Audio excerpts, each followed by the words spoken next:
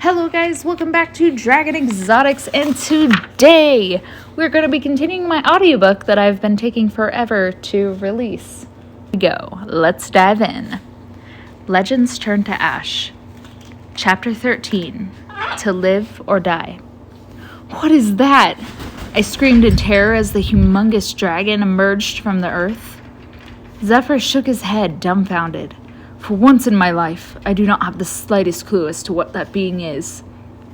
I was grateful that we fled into the sky when we did, because below us the ground ripped apart, creating ravines. By some miracle, they kept a distance from Beckett, who was still unconscious on the dry, crackling dirt. I couldn't concentrate because of Oogie's vocal terror. Oh my, we're all going to die. I mean it this time. That thing is going to kill us. Are you sure the legend said that we are going to destroy the world? Because I'm pretty sure it's the other way around. Sorry, I'm complaining too much. It's more likely that he is going to destroy us than the planet. Jeez, calm down, chicken. Come on, we can take him, no prob. No matter how cocky Jacer was acting, I could see the alarm in his eyes. I, on the other hand, was going through another vision. Perfect timing. All I could see was destruction, and it wasn't the giant dragons doing either. The grass lit with flames all around me, to the point where I couldn't see any of my friends. The soil that wasn't covered in burning grass was covered with a layer of burning ice. The hair on every inch of my body stood from the static and electricity that flowed through the ground. It defied every law of nature that I was taught. The same effect went on for miles, killing everything in sight. I couldn't grasp how I was the only one left. Behind me, the titanic dragon slept, and above me, Alzora, Oogie, and Zephyr managed to rampage through the skies, annihilating everything in their path. They were acting like wild animals. I mean, they were wild animals, but it wasn't like them. Their only emotions were anger and hatred towards the planet. What did it all mean? Was the legend right? Are our combined powers going to destroy everything that we know and love? How did this happen? Then it clicked. One subtle sign made it clear. One single tear, a tear of pain and sorrow, fell from one of them onto my skin. And I immediately knew. They were being controlled. By who? I had no idea. But I was certain that they couldn't control a single one of their actions. The question is, how? And how do Asher, Jacer, and I factor into the legend, if at all? If the dragons were going to end up just doing this, then why would they have needed us? I pondered on this for a long while, as the dragon pulled the last of itself onto the horrid land. As I suspected, Sarah stood on top of the dragon's nose, with her arms crossed. She was a mouse compared to him and his enormous body. Was this the weapon she was talking about? We were such fools to believe that it was an object. What the heck is she doing with a dragon? I thought that she hated dragons. I don't understand what's happening. Alzora, can we go a little closer? I want to ask Sierra something. I asked, just as nervous as she and the others were. Alzora hesitated before diving downward. I don't know how your little insane mind thinks it's safe to go down there, but we are only staying for a second. If you want, we can plan out how to take down the big guy later. Was that a hint of cowardice I heard in your voice? I chuckled. As if. I bet that's not even a real word, she argued, diving quickly towards Sarah. I could hear Asher yelling in the distance. Just embrace your cowardly feelings, Alzora. That's what I do. Sarah slowly walked toward the tip of the dragon's nostrils and laughed. You really don't give up, do you? I thought I left it to Beckett to kill you, but I guess he failed. Should have figured he was good for nothing. Oh, have you met my little friend, Gideon? He's a beauty, isn't he? I know for a fact that he will see to it that you are all destroyed. The poor little guy told me about how evil all the other dragons are. How dare they cast him to the lonely abyss of darkness? I can't understand how anyone wouldn't immediately fall in love with him. Little friend, that's an understatement. Sarah, Is that the weapon you mentioned? Why are you using a dragon to destroy all of the other dragons? I thought you hated them all, including him. Don't say such harsh things. Gideon isn't like the others. He's very passionate about killing dragons. You're such a good boy, aren't you, Gideon? I would never abandon you like they would, she praised, rubbing his scales. Gideon released the pleased growl from his lips, and it sent vibrations through the sky. His eyes glimmered with a fiery glow, and he stared at us as he hovered in the air. Maybe I imagined things, but I thought I saw a small smile shift across his snout. What was he up to? Doesn't seem that way to me. Even if something like that happened in the past, how could any being who wants to take the life of others be good? Are you so afraid to fight me that you make your friends do it instead? I'm done fighting your lackeys. First Roland, then Beckett, now Gideon? He will fall just like the others. I wasn't exactly sure what I was saying or why the words slipped from my mouth, but it felt like that needed to be said. Sierra stood up straight and charged towards us, ready to leap off Gideon's head. How dare you say my Gideon is not a good boy? You really want to fight me one-on-one? So be it. With a single leap, she was in the air only centimeters away from me. Before I realized what she was attempting to do, I felt a tug on my arm strong enough to tear me from Alzora. Sierra smiled as we plummeted to the rattling ground. Somehow we managed to roll onto Gideon's wing and all the way to the ground, but the landing was still painful. My leg was still in a great deal of pain, but I could at least bear it as I hopped backwards. The flustered Alzora up above watched us, stunned. Only moments before she prepared to dive to get me, I shouted, I'm okay down here. Go find a way to get and take down Gideon. Hurry up. How? And what do you mean you're fine? You're covered in scratches and you can barely walk, you idiotic human. Alzora argued back. I know you can figure something out. Just go already. Sierra tapped her foot in impatience and rolled her eyes. Okay, Whisper. You want to fight? You got one. So how about you focus a bit on me for once? I'll even give you the first attack. See how nice I am? I shook my head in disagreement. No, I'm not going to attack you. I want to talk. I want to convince you that you are wrong. Well, that's too bad, I guess, because whether you like it or not, I am going to kill you. She calmly stated as she pounced toward me at an incredible speed. I guess it was stupid of me to think that I could just have a normal talk. Great, maybe if I block her attacks for now, I can manage to get a few words across to her. If possible, I really don't want to hurt her. I still refuse to believe that my whole friendship with her has been a lie. I noticed when she charged that her fist immediately became armored with thick black scales surrounded by the same dark mist surrounding Gideon.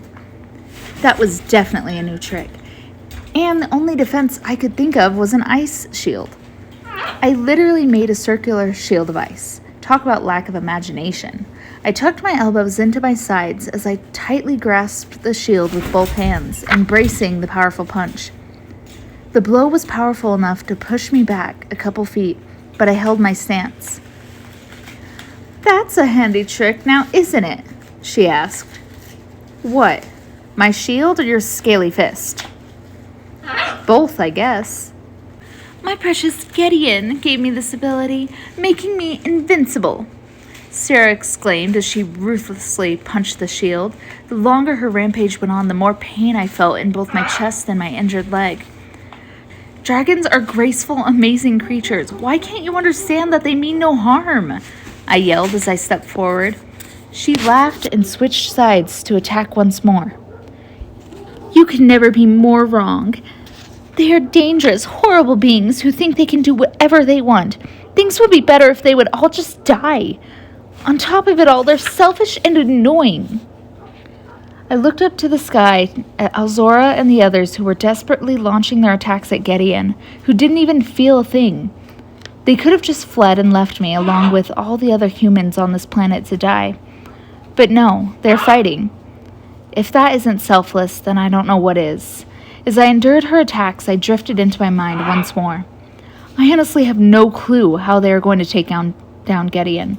It's not like we could use his size against him in any way. He's just too big. Azora could try to freeze his legs to the ground, but there's no guarantee that he won't be able to get up from it. Wait, what is she doing? Above me, Azora had shifted into a spiral dive onto Gideon's body. Soon Zephyr and Oogie followed, each landing in a separate area. It was difficult to see from my position, but it looked like Azora was going to each individual scale on Gideon and freezing the sensitive mist surrounding the skin underneath. Oogie was doing something in a similar action, but instead he was using his talons to shove through Gideon's skin and electrocute his body somehow. Somehow Zephyr's flames were burning with such heat that part of Gideon's scale melted along with the burning flesh. Obviously, Gideon was feeling these attacks because his roar bellowed through the clouds. His scales might be impenetrable, but my friends found a way to break through them. Even Jacer and Asher were helping. As Gideon howled in pain, Sarah turned toward him. "Gideon, poor dear, hurry up and take them before they cause you any more pain." "What do you mean by that?" I worriedly asked. Sarah smiled and glanced at me. "Oh, you'll see." "No, I don't want to see," I yelled. Gideon began to shake his body, and a black mist rose from beneath his scales on his body, rapidly engulfing them until he looked like he was only made of darkness itself. Azora, Zephyr, and Asher managed to get away in time, but Oogie and Jacer were too late. When they rose from the mist, they spurted electricity everywhere, even toward the others. I understood everything now. Gideon was the source of the controlling, hateful powers, and he finally had Oogie and Jacer in his grasp. I needed to warn the others, but I wasn't sure how they would stay away from the mist. "Guys!" I yelled in hope that my voice would reach them. "Don't you dare interfere. Gideon would control the others just like those two, and you can't do anything about it," she hissed. She bounced back into her series of attacks, each harder than before. I did my best to hold up the shield, but I knew it was cracking with each attack. Even a glacier would snap against enough pressure. They don't hear me. I need to let them know before it's too late, though. What do I do? I turned to see the volcano exploding from the top, and it gave me an idea. A beacon. Maybe. Just maybe. Azora might understand. In that second, as the shield burst into 1,000 pieces, I sent a bright beam of ice into the sky and wished for the best. My body flung backward with Sierra's punch. I couldn't roll over to dodge her shoe as it crushed my hand and pinned me to the ground. I held in my screams of agony and smiled at Sarah. "What the heck are you smiling for, you stupid girl? You're so flawed compared to everything and everyone else in this world. I don't understand how you have even made it this far. You are such an inferior species. Give it up already and accept your fate." "Go ahead and judge me. Call out all my faults. See if I care. All you will find are imperfections. And you know what? I don't mind. My faults are what make me who I am, and I'm not giving up. I won't back down. Not until this earth is saved." What did she mean by inferior species? Isn't she human too? I mean, the way she's acting is inhuman, but she's still one of us. Sarah rolled her eyes and stepped harder onto my hand. "Cut the crap. You're just delaying your demise even more." I couldn't help but laugh. Not exactly. I just needed time for this. Quickly, I threw my free hand into the air for Azora to grab as she flew by. Carefully, I climbed up her arm onto her back and tossed 2 archway-shaped pieces of ice toward Sierra's wrists, pinning her to the ground just like she did to me. I did the same with her legs and turned back toward the others as she screamed in frustration. "Thanks. Okay, so you guys need to stay away from that mist. It's kind of like that mind-controlling device, but this stuff seeks destruction," I said. "Well, how do we get rid of it?" Azora asked, concerned. "Can you and Zephyr try to combine your wing beats to blow it away?" I kept an eye on Oogie and Jacer as they annihilated everything in their path. We can try, but what do we do about those dimwits? Alzora glanced in my direction and then back at the others. Avoid them. I wasn't sure what else to say. I just knew we needed to stay away from that dangerous duo. Zephyr appeared out of nowhere and chimed in. Indeed.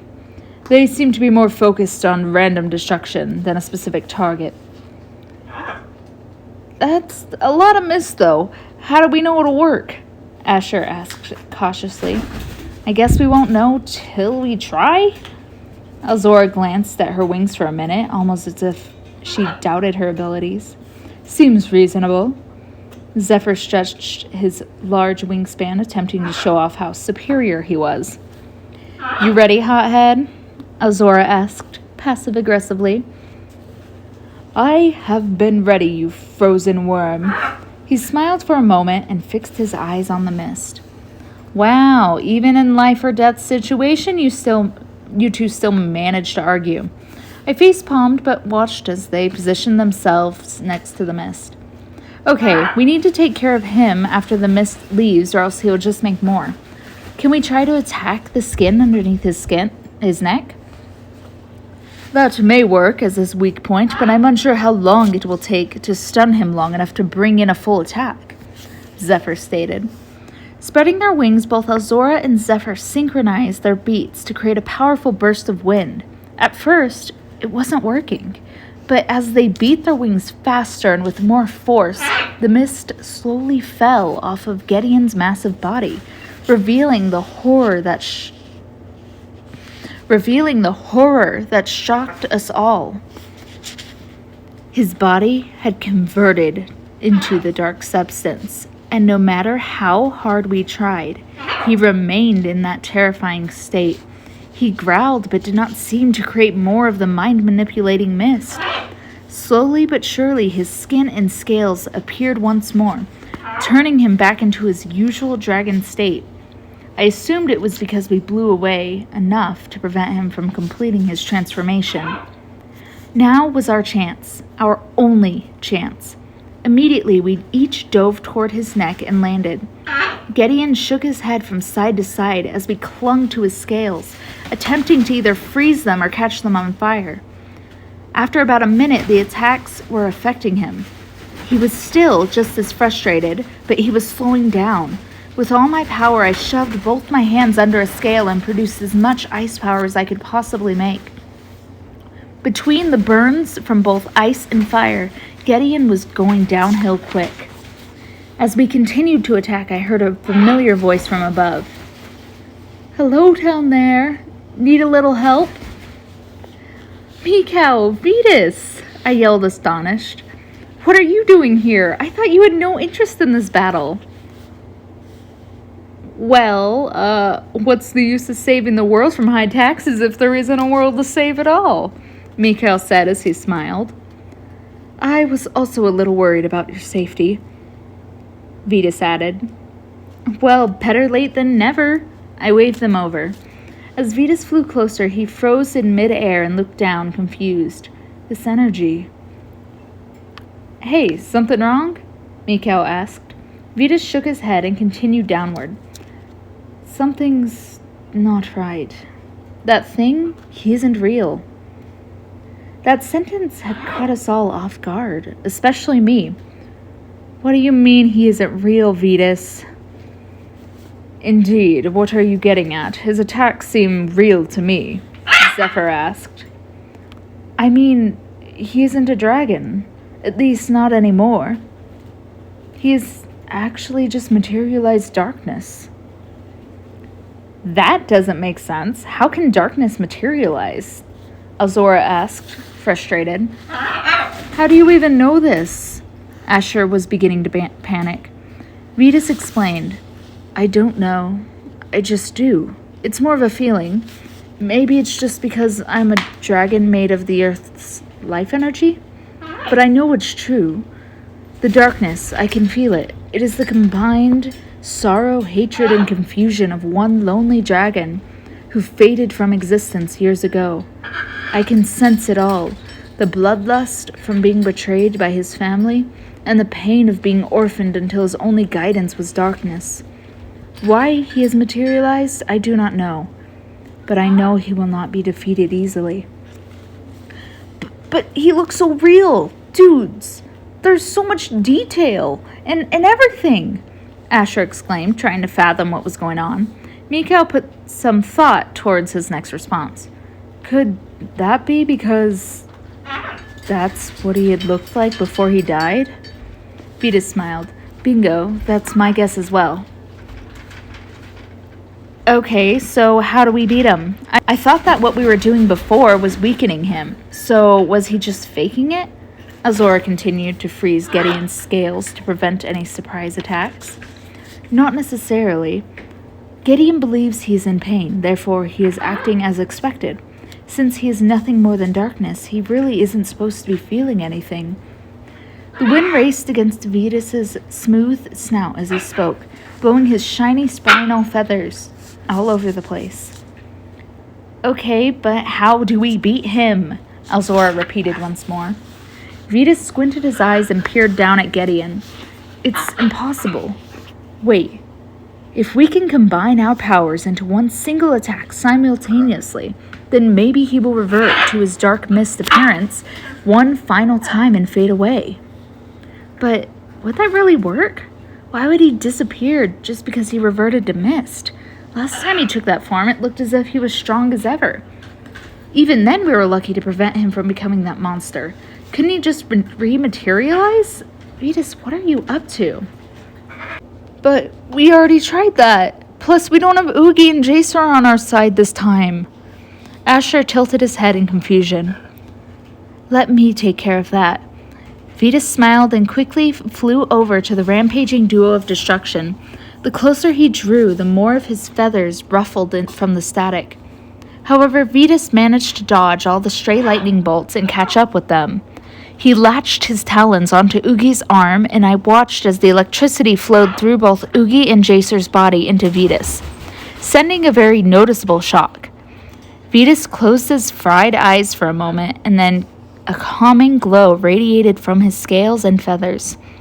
As he let them loose, Oogie shivered in the air and then looked around in absolute embarrassment. I'm sorry, I didn't mean to go crazy like that. I couldn't stop myself. Oogie apologized in a panic. I should probably be sorry, but that was actually really fun. Jacer couldn't help but sneak in a snicker. Don't worry, Gideon was controlling you. We need your help now. Vitas shyly smiled and gently nudged Oogie's wing. How did you do that? I was so relieved to see Oogie and Jacer back to normal. We had prevented a disaster. Correction, we prevented more of a disaster. Our situation was as bad as it was. Well, light conquers darkness after all. I just absorbed their hateful feelings and converted them into happy feelings. Vitas shrugged. That's a little weird, but good job. Asher applauded as he smiled. Vitas blushed. I didn't even know dragons could do that. Thank you, he said politely. Enough chattering. To be blunt, I have had quite enough of this monstrosity. All in favor of taking care of him in this instant? Zephyr threw his wings open and ignited flames on both his wings and spine. Asher's hand jumped in the sky excitedly out of nowhere. Hey, I second that. Mikhail smiled and joined him, kind of like it was a game. Doesn't that usually come after emotion? I asked. Oh, whatever, I like it. Mikhail smiled and put his hands on his hips and tilted his chin to the clouds, proud. Guys, can we get back to the point now? Alzora muttered, annoyed. Yeah, I want to kill something. There was the crazy Jacer we all knew and loved. Are you sure you turned him back to normal? Asher looked over at him and ducked behind Zephyr's twisted horns. Yes, I'm afraid your little friend is just a psychopath. Vitas scratched his cheek with one talon and wore an uncertain grin. Even I can tell that, and I barely even met him. Still, he's my boy Jacer. Mikhail exclaimed, as trusting as ever. Can we please stop Gideon already? You know, the earth is still crumbling as we speak. I couldn't help but chuckle at their conversation because it was so true. But we needed to concentrate. Oogie curled his wings into a dive to rejoin the group and flailed his talons around. I thought we could stall a little longer. Gideon is scary. Are you ready? I asked in all seriousness, giving a glance to each one of them. They nodded as we all gathered above Gideon and circled in the smoky sky. You will not destroy my home. Ready, guys? Now! I commanded as if I was the general of an army. The dragons all opened their mouths and gathering as much energy and power as possible, as we humans gathered a ball of power in our hands. On the signal, we released a beam of our combined powers at Gideon's head. It was like a ray of beauty. It shined with more colors than the rainbow. If we wanted to take down Gideon, we needed to pull through using as much energy as possible. My body ached, and the more ice power I produced, the more exhausted I felt. At last, Gideon released a roar louder than ever and began to slowly turn into that black mist that had emitted from his body. We pushed through the pain and exhaustion until his whole body had converted into the mist of darkness once again. To our surprise, the mist just hovered there. The wind had no effect on it, and it didn't even bother to succumb to gravity. It stayed there, as if frozen. Vetus was the only one to speak, but he wore such a soft smile that made me worried. I guess now is as good a time as ever to tell you. The mist isn't going to go away. The darkness can't and will never disappear. Whether it be now or centuries from now, Gideon won't stop until he has taken revenge. If it's not Gideon, then it will just be another one of the darkness's puppets. But you don't have to worry. I will take care of it. What are you talking about, Vetus? You're planning to because you can't. It will kill you, Mikau shouted. It's okay, Mikau. You and the planet will be safe, and that's all that matters, he reassured Mikau calmly. I don't know what you're planning, but there has to be another way. We can just find a different way to destroy the darkness. He's weak. We could just keep attacking. There's no need for you to risk your life or anything. I stuttered, fearing what Vetus might do. Clouds rolled in the sky, forming an early tornado. But Vetus slowly shook his head and looked into the sky, ignoring every ounce of destruction around him. Even if we found another way, it wouldn't save us. Gideon has risen from the Earth's core. Sorry to say it, but this planet is going to die. Either way, whether we truly destroy the darkness or not, the core is broken. Unless you let me help you, we all will die. What does that mean? How could the core be damaged? I thought it was indestructible. There's a chance you could live through this, right? I mean, we can help you if it's that dangerous, Asher insisted. I'm afraid it doesn't work that way, but it's okay. Hey, I am a life dragon after all. Isn't this what I was called to do? This way I can allow Gideon to make peace and finally leave this world. Vetus stretched his paw into the nearest cloud and held it like a delicate, fragile baby. You can't do this, Mikau yelled as Vetus gently set him behind me on Alzora's back and flew toward the cloud of pitch-black mist. His feathered tail writhed behind him in the treacherous wind as he soared downwards. Vetus smiled once more and closed his eyes, slowly absorbing all of the dark mist. As the mist depleted more and more, Vetus's feathers that once shined so bright and colorful turned dim and dull. Through the process, I could barely hear him speak to Gideon. Life is strange, isn't it? Both you and I were cast away from our rightful village. Somehow fate sent me to Mikau, such a wonderful boy, and guided me to be the dragon I am today.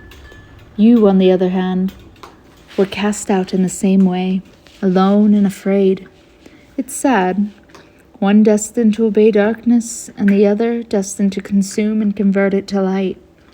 The unwritten destiny, the twisted legends of fate have intertwined. Those legends of the past do not matter anymore. Don't worry, Gideon. You will be free of his control soon enough. We will be free. Free of the pain that's bound us for so long. It makes me so happy. I wish you could have gotten to know the humans. They are truly amazing. He used the last of his energy to glide down to the ground and grip the dying soil with all his might. Vetus emitted a glow brighter than ever, a light that quelled the shaking, slumbered the volcano, and sowed the ravines. See, you're fine, Mikhail stuttered in a worried laugh, knowing he was lying to himself. Yes, I am fine, now that I know that the planet is safe. Vetus's tail twitched and his feathers fell as he lay alone on the warm dirt. Alzora, Oogie, and Zephyr held their heads down, clenching their teeth, while Asher and I sobbed. One by one, tiny light particles appeared around Vetus, rising to the sky. He didn't seem to mind as he held up his paws and sat on his hind legs, peering at the essence escaping from within. Mikhail rushed to his side, pressing Vetus's head against his own. Though Vetus smiled, there was an unmistakable sorrow in his eyes. Now, promise me something, okay? I saved the physical world. Now, you need to go and save it from those high taxes, Vetus said as he patted Mikhail on the head. No, what's the point now? I wanted to do it with you. But now,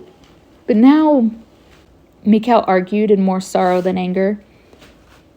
But now it's time for me to say goodbye. It'll be all right. Don't stop pursuing your dreams because of me.